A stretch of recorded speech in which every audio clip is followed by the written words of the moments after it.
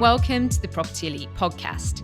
I'll be your host, Jen Lehman, chartered surveyor and co-founder of Property Elite. Stay tuned each week for more on industry hot topics, market updates and new RICS guidance. In this week's podcast, I take a look at flooding, how to check flood risk and the impact of this on valuation. It's essential reading for all RICS APC and Associate RICS candidates taking valuation as a technical competency. The idea for this podcast was triggered by the publication of the new RICS Consumer Guide, Flooding, and this is also very worthy reading for all candidates. Everybody will have heard of or seen the impacts of flooding, simply an overflow of water onto usually dry land.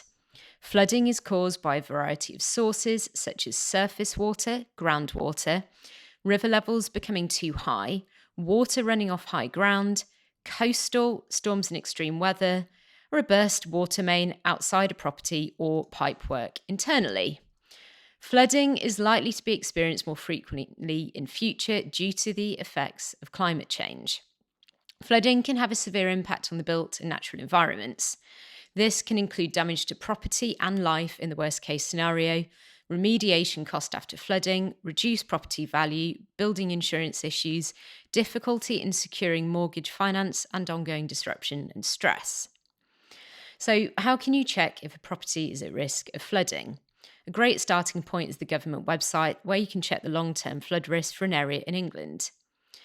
Flood risk is categorised into 4 zones, and if you head to our website blog, you'll find a really helpful table showing those flood zones, the probability of risk, and what this means.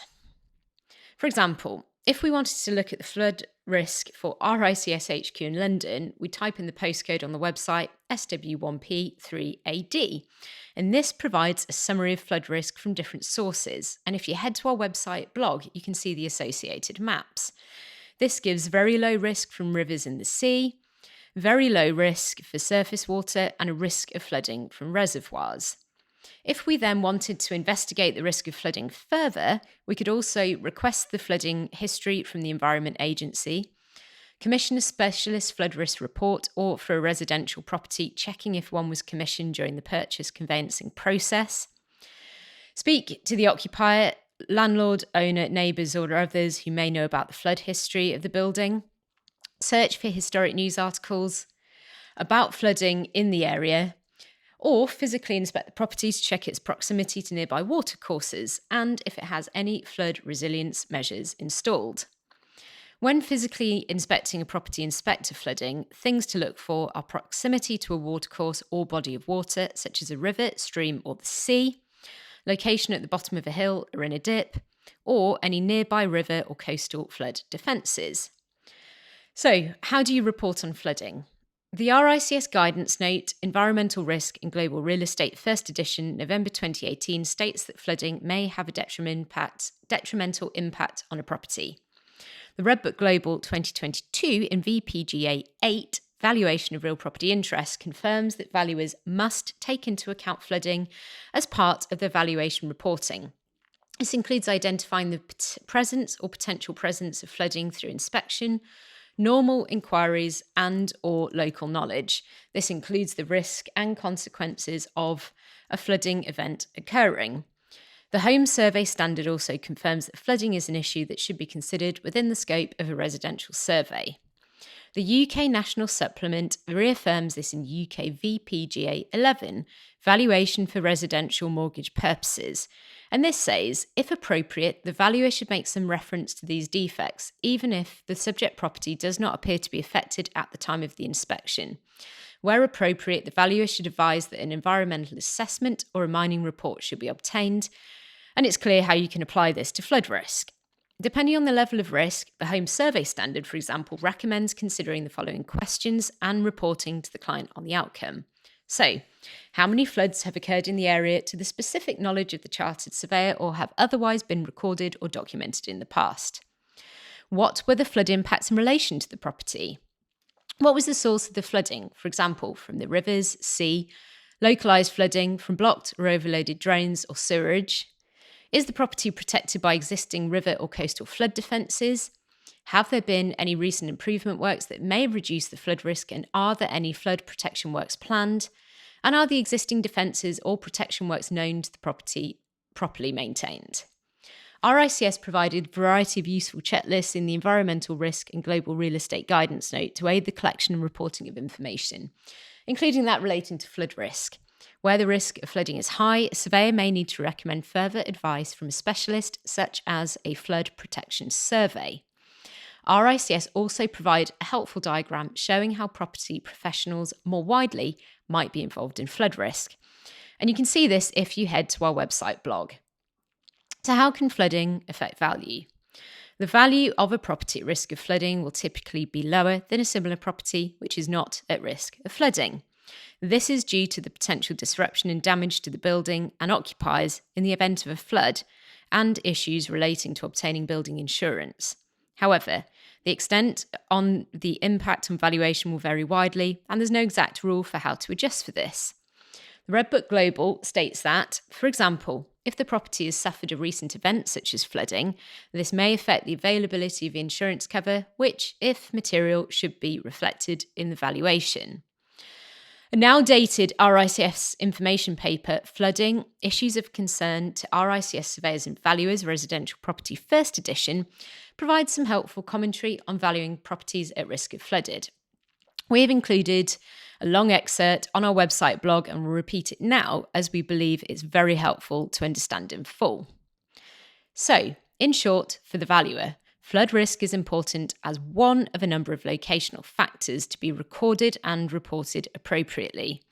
The valuer must consider both the inherent risk to the property and the possible implications if that risk is realised. The impacts of flood on property price can be very different between flood locations depending on local factors and frequency of flood events. The impact of flood events on property value declines as time elapses from the flood. Positive impacts of floodplain locations such as river and coastal views can offset the negative impacts of flood risk. The cost and availability of insurance and flood mitigation measures are both important considerations in valuing property at risk of flooding. Practically, the valuer needs to have a broad understanding of these issues and build this into advice to clients. This helps form judgment as to how this knowledge then determines value within the context of willing buyer, willing seller acting knowledgeably about flood risk, albeit not necessarily with perfect knowledge of all risks and future risks. Where there is a risk of flooding and or a perceived risk to an individual property, there is likely to be an impact on desirability. This may not be translated into a market in a proportionate way. For example, if a property is deemed to have a high flood risk, insurance may be obtained from the market at a premium cost. But other locational factors may mean that its value is not significantly affected by the risk, such as if it has the amenity of a view of a river and or direct boat access to the river.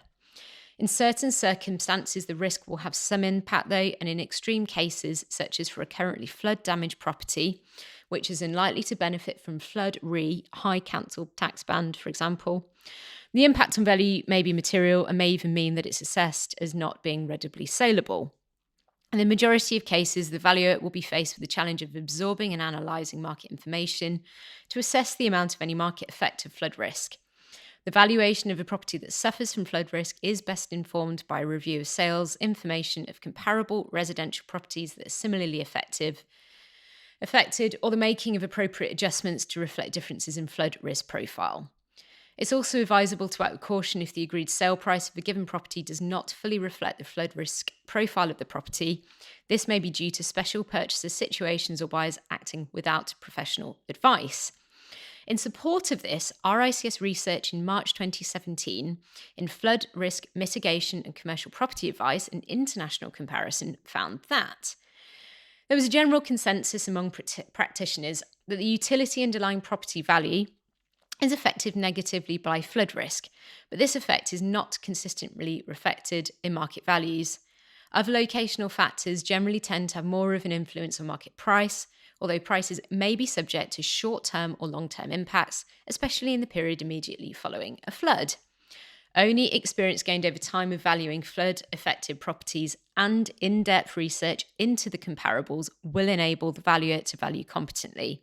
Valuing properties at risk of flooding is a specialist area and, as with any valuation, carries an associated liability, a risk of professional negligence if the valuer is not sufficiently experienced, competent, and knowledgeable to undertake the task at hand.